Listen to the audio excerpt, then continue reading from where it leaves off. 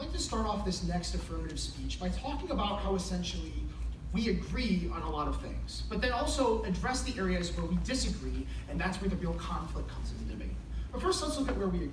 We agree on the fact that we're looking through the eyes of a government, so we should then be asking, what is a government's moral obligation? Secondly, we agree on the definitions, that nationalism is prioritizing a government prioritizing its nation's interests before the world, and that globalism is prioritizing the interests of the world above an individual nation. There was a little bit of confusion here, and Elliot made the statement that I misinterpreted the definition of globalism. I'd like to go ahead and reread it so we can truly understand what it means.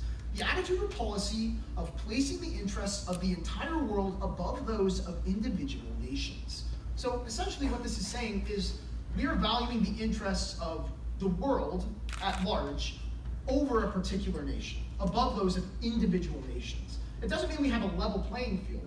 It means that we're going to prioritize what is best, if you will, utilitarianistic for the rest of the world at the expense sometimes of an individual nation. Just like Eliot would say that prioritizing national interests would be at the expense of the world at times. So they're converse ideas, if you will. Next, let's look at the value, which we both agreed is protecting human rights throughout the world. So whichever side can best show that they can ultimately protect human rights the best should win today's round. Now I'd like to get on to the idea of not mutually exclusive terms. And Elliot and I talked about this in cross-examination a bit. What this basically means is that nationalism and globalism, when one is prioritized, the second one can or must follow. Meaning that either way, we're going to have both things still exist in the real world. It's just an issue of which needs to come first. And this leads me right into my main points of argumentation, which will actually be in response to his contentions.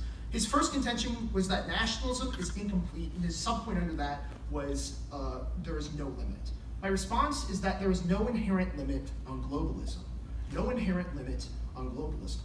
Eliot made the argument that essentially if you vote for a nationalist philosophy, you're doing what Karl Popper said in saying that if it's in the interest of a nation to attack or harm or neglect another nation, that's truly justified under nationalism.